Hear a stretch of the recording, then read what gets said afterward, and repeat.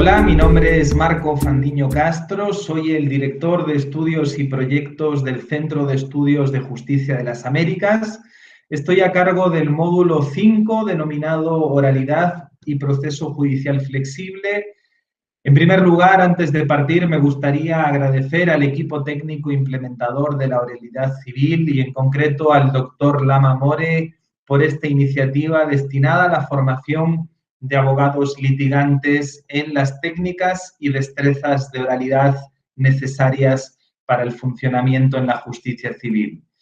En este módulo vamos a tratar la temática del proceso flexible, que ha sido una de las temáticas más innovadoras que han surgido en el ámbito del derecho procesal civil en el último tiempo. Para ello vamos a dar una serie de premisas, es decir, algunos elementos que considero básicos antes de poder iniciar y profundizar en la idea del proceso judicial flexible. ¿Qué premisas me gustaría destacar? En primer lugar, creo que tenemos que hacernos una pregunta previa que tiene que ver con cuál es el objetivo y la finalidad del proceso judicial. Es decir, ¿para qué se realiza el proceso judicial o qué finalidad tiene? Si nosotros analizamos el artículo 3 del Código Procesal Civil de Perú vigente, nos vamos a encontrar que nos dice que el juez deberá atender a que la finalidad concreta del proceso es resolver un conflicto de intereses o eliminar una incertidumbre con relevancia jurídica, haciendo efectivos los derechos sustanciales. Aquí nosotros en esta definición nos encontramos las dos clásicas definiciones del objetivo del proceso. Por un lado, buscar la efectividad de los derechos que son puestos en conocimiento e invocados ante el tribunal y, por otro lado, la posibilidad de que el proceso sirva a la resolución de los conflictos. Muchas veces algunos académicos han identificado estos dos objetivos como antagónicos y se ha dicho que el proceso judicial puede servir para la protección y la efectivización de los derechos o para la resolución de los conflictos. Pero estos dos objetivos, por el contrario, no son antagónicos, sino que son complementarios. El objetivo tradicional del sistema de justicia tiene que ver con la efectividad de los derechos. ¿Qué buscamos a través del proceso judicial? Que unos hechos que son puestos en conocimiento de un tribunal se les pueda aplicar una norma abstracta como es el derecho material. Ahora bien, a este objetivo tradicional, con el paso de los años se ha hecho mucho énfasis en reforzarlo a través del objetivo de la gestión y la solución adecuada de los conflictos. En algunos casos, la adjudicación de un derecho va de la mano de la solución de un conflicto, pero en otros casos no. Entonces es muy importante que tengamos claros que cuando se inicia un proceso judicial, este proceso debe satisfacer en la medida de lo posible a estos dos objetivos que veníamos mencionando. Una segunda premisa sobre la que me gustaría reflexionar tiene que ver con la excepcionalidad del juicio oral. Cuando nosotros analizamos la mayoría de países que tienen sistemas procesales civiles orales reformados, nos vamos a encontrar con que suelen existir una serie de incentivos para que los casos sean resueltos de la forma más temprana posible. Por ese motivo, nos solemos encontrar con una serie de procedimientos de carácter monitorio o sumario que lo que buscan es simplificar el tratamiento de los conflictos y darle una respuesta lo antes posible. Por otro lado, la mayoría de códigos incluyen el rol del juez en la audiencia preliminar como un rol conciliador, es decir, que logre satisfacer los intereses y necesidades de las partes en base a un acuerdo y que este acuerdo, ojalá, se pueda realizar en la audiencia preliminar. Cuando nosotros vemos cómo los sistemas procesales orales privilegian el uso de estos procedimientos simplificados o la posibilidad de que obtengamos una solución conciliada entre las partes en la audiencia preliminar, lo que nos encontramos es que existe una idea fundamental que es la excepcionalidad del juicio oral. El juicio oral o la audiencia de pruebas solamente va a ocurrir en aquellos casos en los cuales no hayamos obtenido una salida temprana a través de un procedimiento simplificado o el juez no haya podido satisfacer la conciliación entre las partes. Una tercera premisa que me gustaría compartir con ustedes dice relación con la instrumentalidad del proceso. Si nosotros analizamos el proyecto de Código Procesal Civil elaborado por la Comisión en el ámbito del Ministerio de Justicia, nos vamos a ver que el artículo 3, párrafo 2, dice que el juez da prevalencia a la satisfacción de los derechos materiales y el respeto de los derechos fundamentales de las partes en el proceso e impedirá que cualquier formalidad evite su realización efectiva. Por lo tanto, si nosotros en la tramitación de un proceso identificamos que pueda existir una posible colisión entre las normas procesales y la satisfacción o la efectivización de un derecho sustancial o un derecho fundamental, obviamente se debe priorizar en todo momento la satisfacción del derecho versus las formas. Esta idea de la instrumentalidad es una idea muy potente y es una idea, sobre todo, en la cual existe bastante consenso a nivel académico. De alguna forma, la instrumentalidad lo que nos dice es que el objetivo del proceso no es cumplir las normas procesales. Las normas procesales es un instrumento del cual nosotros nos servimos para poder satisfacer la efectividad de los derechos o la resolución de los conflictos. Algunos países de América Latina todavía tienen viejos paradigmas según los cuales creen que las normas procesales tienen un carácter de orden público o que deben de ser cumplidas como si se tratara de una norma fundamental.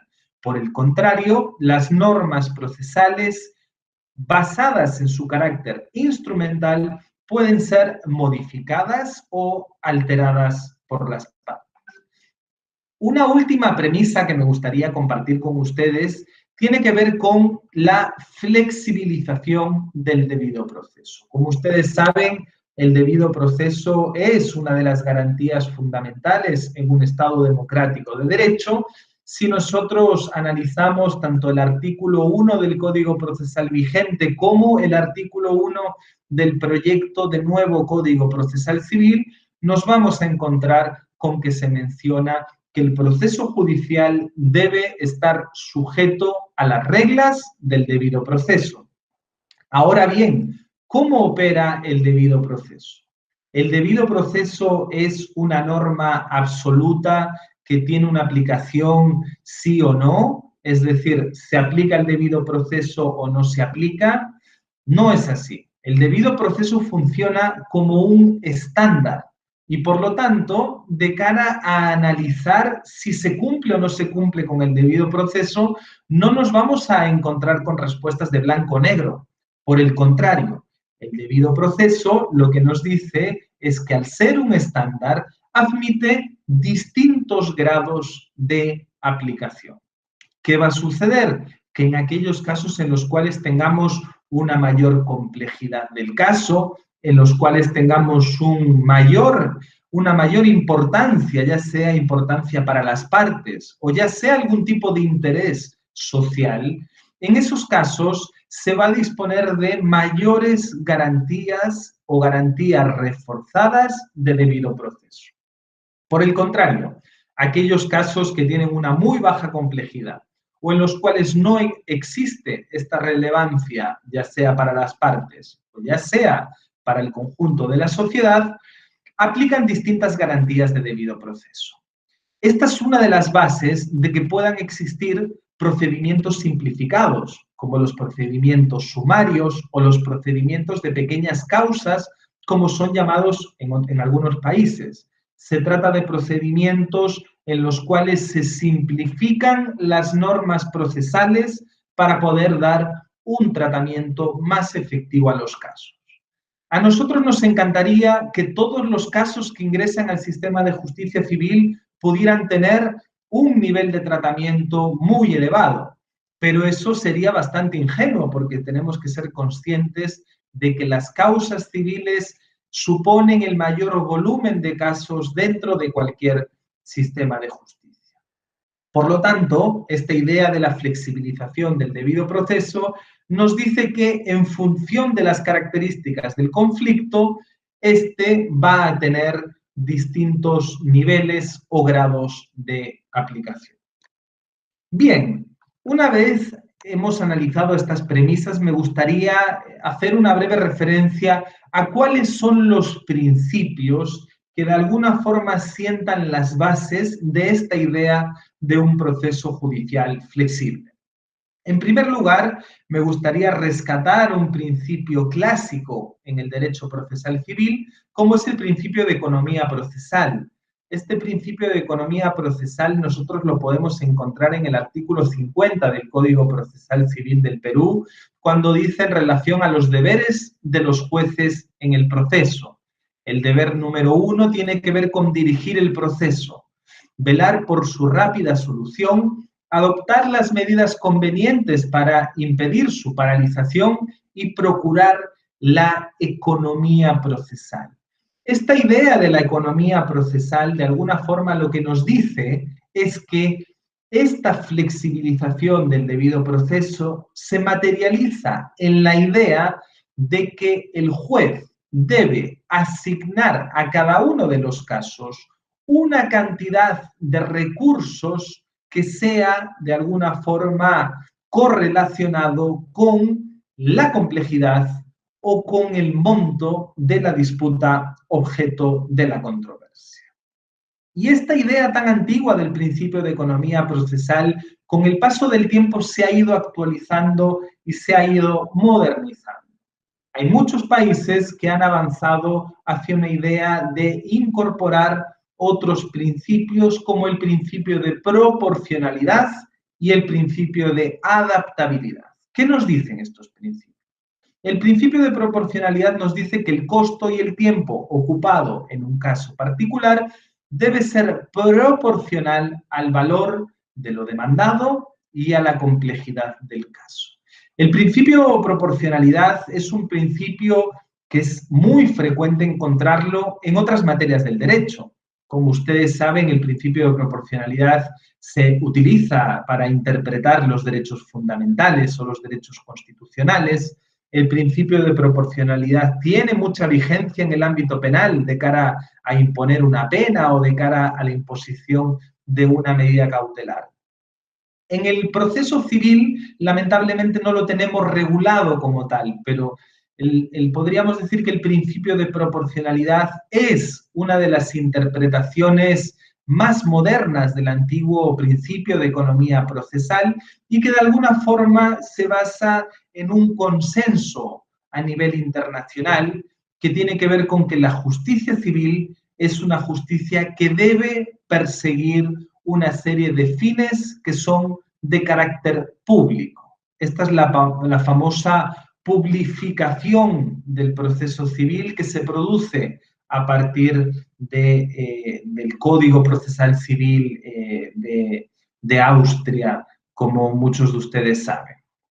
Bien, una vez hemos visto estos principios, a mí me gustaría ver o trabajar con ustedes acerca de cuál debería ser el rol del juez y el rol de las partes en un paradigma como el paradigma que les acabo de detallar, un paradigma en el cual las normas procesales son instrumentales y en el cual las normas procesales van a depender de las reglas de proporcionalidad en base a la complejidad e importancia del caso.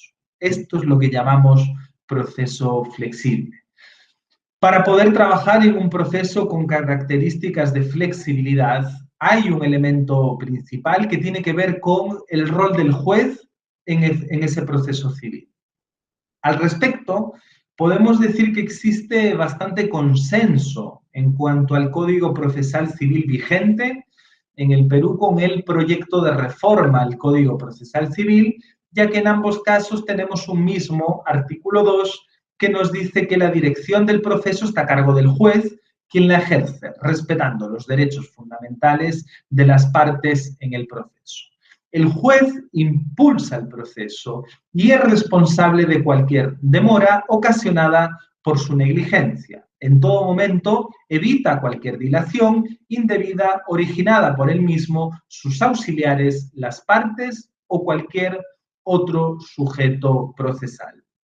Podríamos decir que el Código Procesal Civil del Perú se encuadra dentro de lo que podríamos llamar la doctrina del activismo procesal. Como ustedes saben, en el ámbito procesal civil, de manera histórica, el proceso civil se ha entendido desde dos veredas opuestas. Una que es la llamada vereda del activismo, en el cual se delegan en el juez estas facultades activas de dirección del proceso. En el otro lado nos encontramos las ideas del dispositivismo puro o radical o el mal llamado garantismo procesal, donde lo que nos dice es que las partes son las dueñas del proceso y por lo tanto el juez no tiene ningún tipo de potestad en cuanto a la dirección del proceso. En la actualidad existe un consenso acerca de que el juez en un proceso civil tiene que tener un rol activo en la dirección del proceso. Si nosotros analizamos aquellos países con tradiciones jurídicas del common law, como por ejemplo Estados Unidos, Canadá, Inglaterra o Australia, vemos países que históricamente organizaron su justicia civil en base a un paradigma adversarial, en el cual las partes eran completamente dueñas del proceso y dueñas del impulso de su proceso. Ese sistema fracasó y por ese motivo nosotros nos encontramos que en la década de los 90, en Reino Unido, se comienza a realizar un estudio de por qué funciona con tanta lentitud la justicia civil. Y ahí surge un famoso informe llamado Informe de Lord Woolf, por el autor de dicho informe, en el cual se hace una propuesta. Y esa propuesta es que el juez pueda tener un rol más activo en la dirección del proceso. Y ahí nace un fenómeno que se expandió por todos los sistemas de justicia civil del common law, que es el famoso case management. El case management, que traducido al español podríamos decir que es la gestión del caso, supone las funciones de dirección del proceso que tiene un juez en un proceso de carácter civil. Por lo tanto, podríamos decir que el case management es una interpretación de cómo entender y dotar de contenido el principio de dirección del proceso por parte del juez. Y esto obedece también a una falencia que ha tenido la academia en los países continentales, que ha sido no dotar de contenido al principio de dirección activa del proceso. Por ese motivo nos encontramos artículos como el artículo 2 del Código Procesal Civil, en el cual se considera que el impulso procesal es un sinónimo de la dirección del proceso. Y esto, a mi juicio, es un error. El principio de dirección activa del proceso por parte del juez quiere decir muchas cosas más, además de la dirección activa del proceso. En primer lugar, lo que quiere decir es que el juez, en base a la instrumentalidad del proceso y en base al objetivo de satisfacer la efectividad de los derechos y la solución de los conflictos, puede adaptar la tramitación de un proceso a la complejidad del asunto. Por otro lado, el juez, dentro de las facultades de dirección activa del proceso, puede también promover una serie de acuerdos procesales entre las partes, es decir, acuerdos acerca de cómo se va a litigar un caso específico, ya que las partes tienen la posibilidad de hacer estos negocios procesales, que pudieran suponer aumentar el número de audiencias cuando estamos en un caso muy complejo o reducirlo en un caso en el cual no tengamos esa complejidad. Por otro lado, dentro de las facultades de dirección activa del proceso, también encontramos las facultades de exclusión probatoria. Nosotros vamos a ver cómo, incorporando esta idea de la dirección activa del proceso, el juez tiene que tener un rol activo a la hora de controlar de que solamente accedan al juicio o a la audiencia de pruebas aquellos medios probatorios que cumplen con las reglas de admisibilidad probatoria. Y por lo tanto, aquellos medios probatorios que no cumplan con las reglas de admisibilidad van a tener que ser excluidos por parte del juez. Esto, el juez debería poder emplear esta facultad de oficio sin necesidad de que sea planteado por las partes. Por otro lado, las facultades activas de saneamiento del proceso, que típicamente se dan en la audiencia preliminar, también forma parte de la facultad de dirigir activamente el proceso, o la posibilidad de que el juez convoque a reuniones con las partes para discutir puntos específicos que puedan suponer alguna complejidad en la tramitación del proceso. Con este nuevo paradigma de un juez civil más activo, de alguna forma lo que se instaura es un juez que tiene una preocupación acerca de que el conflicto se pueda resolver tanto en un tiempo adecuado como con costos razonables y proporcionales.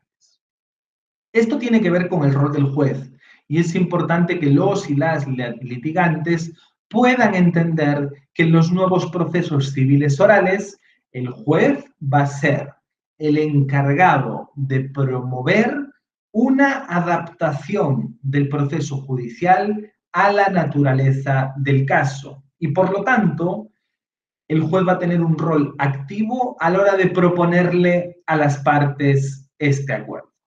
Y esto es importante asentarlo, de que muchas veces se piensa que estas facultades de dirección activa del proceso deben funcionar como una imposición y que el juez de alguna forma va a obligar a las partes a tomar cada una de estas medidas. Y esto no es así. En la doctrina más reciente acerca del case management se insiste mucho en que estas facultades de dirección activa del proceso deben tratar de ser ejecutadas en la medida de lo posible de forma colaborativa. Aquí aparece un nuevo principio que es el principio de colaboración procesal. El principio de colaboración procesal supone, en cierta medida, un cambio importante de paradigma en el funcionamiento de la justicia civil. Históricamente, nosotros hemos tenido un acercamiento a la justicia civil muy adversarial. De hecho, ese es uno de los motivos de que encontremos una gran cantidad de referencias bélicas en el proceso judicial o ideas como el principio de igualdad de armas. Pareciera ser que en la lógica tradicional de entender y conceptualizar la justicia civil, el proceso civil es una guerra entre dos adversarios que cumplen cada uno de ellos objetivos antagónicos. Esa idea de la disputa o del proceso como una guerra es una idea que está en franca retirada en la mayoría de países. Los planteamientos más innovadores, como por ejemplo el Código Procesal Civil de Brasil del año 2015, nos dicen que el juez y las partes forman una comunidad de trabajo. Es decir, se produce un trabajo horizontal entre el juez y las partes, ya que ambos comparten objetivos comunes. Entendemos que tanto para el juez como representante del Estado, como para las partes y sus abogados litigantes, los tres cumplen con un objetivo común, que es que el caso pueda ser resuelto en un tiempo y en una forma oportuna. Por lo tanto, las partes en estos nuevos procesos civiles, con estos grados de flexibilidad, van a tener que estar en todo momento atentos a estas posibilidades. Las posibilidades de que el proceso judicial se flexibilice o se modifique respecto de los procesos que vienen regulados en el Código Procesal Civil puede surgir de varios lados. Como les decíamos antes, puede aparecer de oficio y es probable que sea el juez el que le proponga a las partes flexibilizar algunos aspectos del proceso para responder de mejor forma a la controversia. Ahora bien, podrían ser los abogados los cuales le propongan al juez que se pueda llevar adelante alguna medida de flexibilización del proceso, aumentando el número de audiencias, reduciéndolo si, por ejemplo, no tenemos ningún tipo de controversia respecto de los hechos de la causa. Esta causa podría ser resuelta a través de una sentencia sin la necesidad de llevar el caso a una audiencia de juicio o una audiencia de pruebas. Podría ser resuelto en la audiencia preliminar a través de una sentencia con carácter anticipado. Por lo tanto, los abogados y las abogadas deben estar atentos a estas posibilidades, ya que uno de los elementos en los que se suele materializar esta flexibilidad procesal tiene que ver con el tratamiento de los medios probatorios.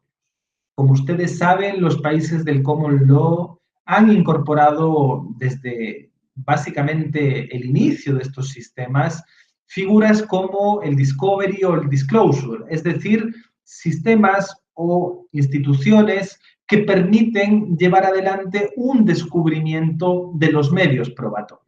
¿Esto qué quiere decir?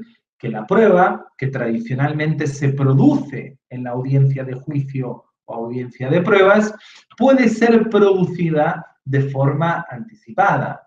Esto se hace para cumplir con varios objetivos.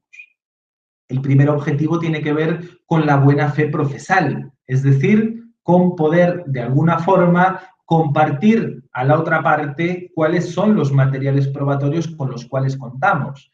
Pero es que además esto cumple otro objetivo, ya que en la medida en la cual las partes comparten información, también se generan incentivos para que las mismas lleguen al acuerdo, ya que los medios probatorios, una vez producidos, van a permitir identificar si una parte tiene un caso fuerte o, por el contrario, lo tiene más débil.